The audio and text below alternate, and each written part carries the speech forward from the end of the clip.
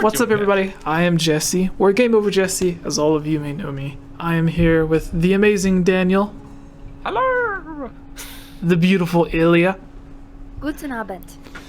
And today we're going to be talking about all of the stuff that we hate about A Link Between Worlds, or all of the stuff that we would change about A Link Between Worlds. We just had a video about all of the stuff that we loved about the game, and now it's time to talk about the stuff that we hate about the game. So if you would like to see that video first, and then this one, or if you would watch that one after this one, they kind of go together. It works out what we like, what we dislike about the game, so no one can say we're biased and just hating on a game or just praising a game. We're doing both. So if you hate the game, maybe you can find some stuff that you agree with us. If you love the game, you can watch the other video, and maybe you can agree with some of the stuff that we said there. But getting started, this time with you, Mr. Daniel. What is something that you hate, dislike, or would change about A Link Between Worlds? A Link Between Worlds is a really fun game. Awesome. Too easy. All right, your turn, Ilya. It's too... No, okay, what, Daniel? There's no difficulty curve. And I think that is a side effect of what I mentioned that I liked about the game was the openness of it. But because you could do any dungeon, any order, as soon as you get to low rule at least, with other dungeons where you have sort of a progression of like you do the forest temple, the fire temple, the water temple, shadow temple, they can like scale the difficulty to be harder, more challenging with each one. But because you could do them in any order, they're all just kind of a little bit hard, but none of them are like actually that hard, like very challenging, until Low Rule Castle is the first one where it's like, okay, this is like challenging. Until you get to that point though, there's pretty much difficulty tier of the first 3 dungeons, you get the Master Sword, and the next bunch of dungeons, and they're all too easy. Ow. They're all too easy. So that's my kind of bone to pick with the game. But I don't see a way around it. That's the I unfortunate say part. the hardest part of the game is when you first get to the Dark World, and all of the monsters you come across in the overworld are a lot stronger than the monsters you come across in Hyrule. So like True. the overworld itself is harder than the dungeons. For me. Kinda. I'm more likely to die getting to a dungeon than actually being in the dungeon. Okay, yeah, I don't know. Does that mean I'm a crappy player? Who knows? Maybe. Yes, it does. Maybe. Maybe. No. But I don't know. I find the game super fun and it's huge nostalgia trip, but it's just so easy. So, yeah. Who's next? Ilya. Ilya's next. I'm having trouble Well, here. first off, That's okay, Ilya, you do you what are your thoughts on what Daniel said? Do you think there's no curve? I do. I would definitely agree with that, and I guess that's the nature of an open world game, but then again, we overcome that with Breath of the Wild, right? We kind of realize the further away we get from the Great Plateau, the harder it gets. Mm-hmm. So if you want to go tackle, even though most of the Divine Beasts have a similar difficulty curve, except for Valnaburus, I feel like that one was just exponentially hard for me. I feel like the harder... I think it's the boss specifically is the hardest one. Yes. The mechanic I found, turning the that puzzles was of the game, like connecting all the circuits, is pretty straightforward, but I think really cool. But yeah, definitely the boss is the hardest one. Yeah. So Breath of the Wild kind of mastered that, so I would agree there. I'm having trouble thinking of my own thing that I dislike. Because Breath of the Wild has a difficulty scaling as well, because the game counts how many enemies you've defeated, and then it gives all the enemies a buff after a certain threshold, right? So all of the enemies get kind of scaled up after you're spending enough time in the game, right? And then same with the equipment you start finding is also better, so that helps to offset it. But still, there is that change, that it's not a superbly high scale, but it does still scale better than A Link Between Worlds does. It has a good It curve. tries at least. So- Yeah. So, I mean, I would agree with that, the whole difficulty curve, which for someone like me who is not the greatest at games, can be nice, but honestly, the fact that it's open world in that sense, for some reason, ended up being confusing for me at times. If I left A Link Between Worlds for a little bit, which thinking about it now, I really want to go back and play it again. But if I left it for a little bit and played something else, I'd come back and I'd have so much trouble remembering where I was. And Mhm. because and usually it was like after I had already gotten to the Dark World or to Low Roll, so I would be like, crap, how many My Mines have I gotten? Or whatever. I don't know what I've done. Did I get that one over there? Dungeon did I do? And I lose track. Whereas for some reason in Breath of the Wild, I didn't get lost. Maybe it's because I played it straight. But then again, I had like a 3-month gap where I couldn't play it. So, but the My Mines are pretty easy to track because the map tells you. It gives you like a grid or like it breaks it up into regions. yeah, And so if you've got all the My Mines in that area, like tell you on the map. At least, that's which I true. think That is is helpful. so nice. It is helpful. But Yeah, sometimes it's definitely not as directionless as Zelda 1. That Yes. game is just directionless. It's just like yes, where But- go, I don't know. that would Alias probably still be my can't only find the first beef with level. it. The direction. It's because I haven't tried since then. And I'm like, I need to just download a map. I actually did that for Breath of the Wild to try and find shrines.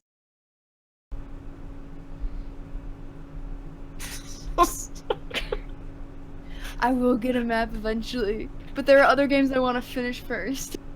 Okay. So Yeah, I guess that's my only beef with it. that you get lost.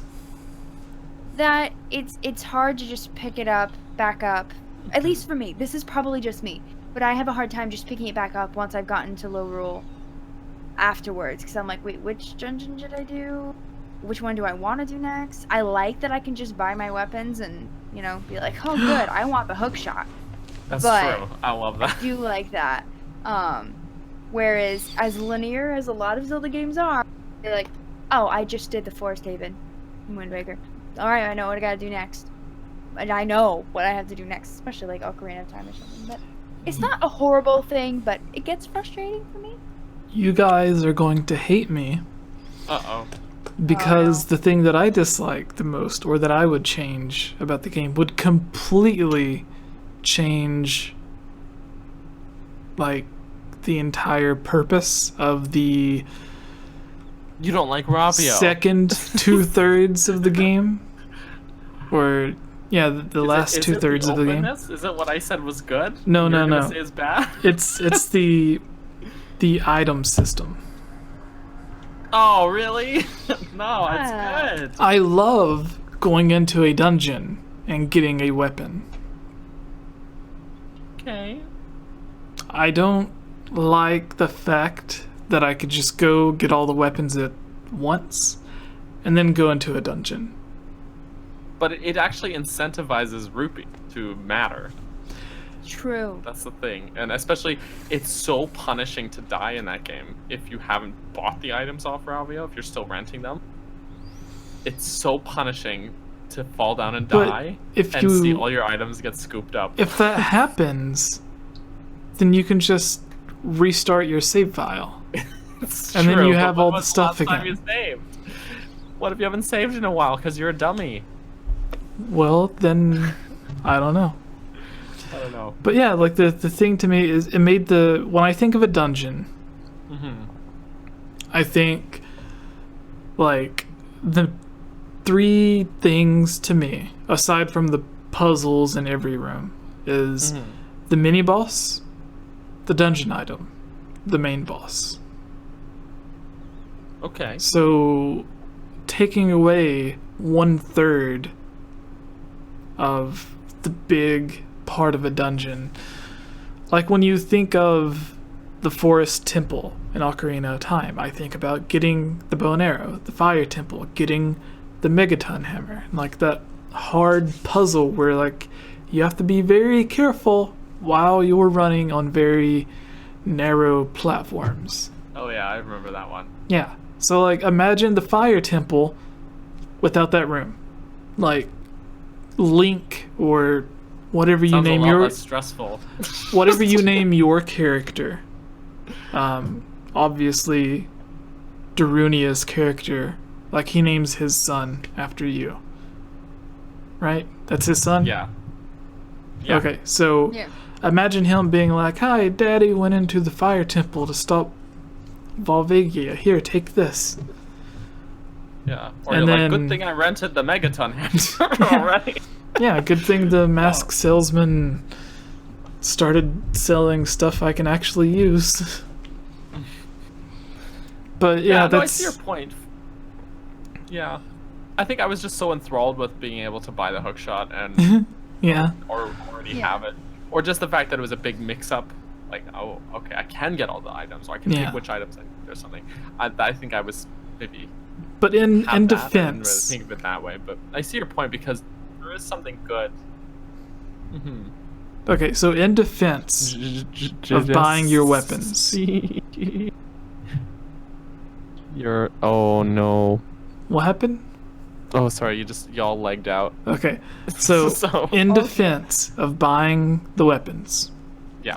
it is one game out of a series that's been going for like 30 plus years. True. So it's not that bad. If it was like every single game, I'd be like, okay, I want my dungeon items back. But it's just one game, so I can live with it. True. I And think that's what I was gonna say on it. It was like, I wouldn't want that in most Zelda games, but I liked it for that game. Yeah. Especially because it gave Ravio. It gave us Ravio. it did give us Ravio, So- which is nice.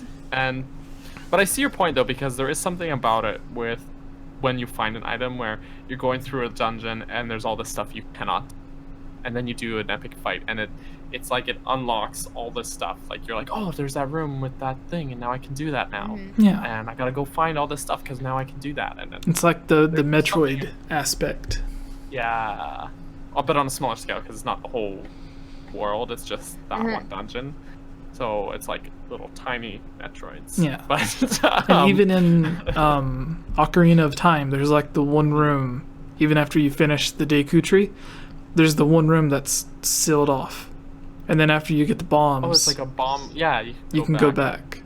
Just But the you don't get the worst bombs Skulltula until the to get. next dungeon. It's a Skulltula in there, right? Is I- that right? I don't know.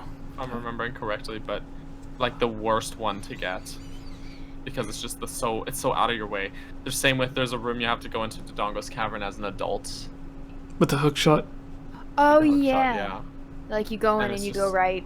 I think that's the only child dungeon you can access as adult Link. Because Deku Tree Yeah. is sealed off, and Jabu Jabu's gone. He's missing. He died. But you He can died still because go that into pond Dodongo. is too small for him. Yeah. And the cold weather. Or two. What? like all of the giant fish from the Zelda series fly. So maybe he just flew away. He's The like, yeah, windfish. I'm done. See you guys. I'm just gonna. Like it's getting too cold here. just, he Imagine migrated. having tiny little wings floating off. Yeah, well in the Maybe he Zora's spawned defense. like a salmon. Yeah. You know, like with salmon, they go into the ocean, they live there, and then they go back up a river to their spawning grounds, and they lay their eggs and then die there. So maybe that's what happened with Jabu Jabu. Well, in defense of the Zora, they went from worshipping a giant fish to a dragon. And a dragon's I feel like way it's an cooler than a upgrade. giant fish. Yeah, big upgrade. Good job, guys. And the Yeah. dragon allowed them to fly. So, but yeah, the and then Fairness, they like you evolved could keep really you in a could crappy way. yeah They evolved into birds that can't fly. yeah. They're So penguins with feathers. yeah, but penguins can swim. So they lost their swimming ability and they didn't have flights. So All right. Okay, Sorry. so Continue. Ravio. So like you could keep if you took that ability away of like buying your items, you could still have him there to sell Yeah. you like have each weapon has upgrades. So have one upgrade to where you have to buy the upgrade from him or you collect an item in the world, take it to him, and then pay him to upgrade it. like in Skyward Sword, which was in development at the same time. That is one So of the they things were that's cool with thinking of Skyward the Sword. idea while they were working on A Link Between Worlds. They just didn't use it. So, but the upgrades still are in that game. There's Mother My Yeah. upgrades your items. Yeah, but Yeah. I'm saying have one for Ravio, and then have one in the way that it already is. So what if it was for Ravio, and he uses Mai's? He needs the baby snails to do the upgrades. So you bring him the snails, and he like crushes them into a Mai elixir, and then uses it to upgrade This the weapon. took a dark turn. Also, I thought they were octopi. You have to bring. Oh, but they have shells. Octopuses. They have shells. But she has like a million legs. It's both, I guess. They're just weird creatures. It's Zelda. But Whatever. yeah, they're like not evil Octorocks almost with shells though. They have shells. for Pretty sure, Octorok. but very Octorok. But the thing is, like in Skyward Sword, you have to bring Gonzo the materials to upgrade the item, right? So if you had to bring it to Ravio and Mai's are the collectibles to upgrade items, then that would mean he uses the Mai's. He needs the Mai juice. He needs the Mai juice. Just puts them in a blender, and just. Anyways, this is getting morbid. I'm pretty sure Jesse's done being my friend now after this conversation. Now let's go to the next. Yes. What time are we at? Bananas. Bananas. Banana phone. That'll help the editing. Bananas. I had a banana earlier. Oh, me too. High in potassium. Yeah. Avocados are even higher Great in source of potassium. I love my free Shivakadu. Avocado's great. All I right. just don't like avocados. I should. What? I need to, based Are on the you- way I eat. Are you even a millennial? No, I'm not. I'm Oh literally wait, 1 year behind. that's right. You're the what is it? It Gen goes Z? through. I don't know. All right, Whatever they Ilya. label us with. I'm gonna be Yeah. your director. My director. Yeah. Director. All right. So here's what you're going to do. You're going to read this off. We're going to take turns on each one, but Ooh. you're going to do the intro for it. Okay? Oh. You need to make sure while you're doing the intro, saying what this section is about, make sure the person understands these are fake rumors from the past. Okay? Yes. Okay. In our last video about old Zelda rumors from 10 years ago, people thought these were real current things that were real news, even though the title of the video said rumors, and we explicitly said these are not true. So Yeah. So we must be very clear. you're going to start this off the normal way. Hi everyone, I'm Ilya here with Jesse, Daniel. Today we're going to be talking about 9 rumors people believed about the Legend of Zelda games. This list comes from GamesRadar.com, and we're going to be giving our Got thoughts, blah blah blah. These are fake rumors from the past, or however you want to do it. Alright? Okay. Action. I've never done an intro before. Woohoo! You can do it. Yay! I don't even do intros on my own. But Hey everyone, it's me again, Ilya Rose. I just wanted to say thank you so much for watching this video. And you know what? If you're a fan of videos like this, you should totally subscribe and give this video a like and comment below to let us know what type of videos you would like to see us create in the future. And if you would really like to support all of us here at the GameOverJesse channel, please consider purchasing a GameOverJesse t-shirt or becoming a Patreon at patreon.com/GameOverJesse, where you can receive many rewards, such as getting shoutouts, having any topic or theory that you select discussed on the podcast or made into its own video, having your question answered, joining on as a guest on the podcast, and playing with us during our Twitch live streams at twitch.tv/GameOverJesse, and much, much more.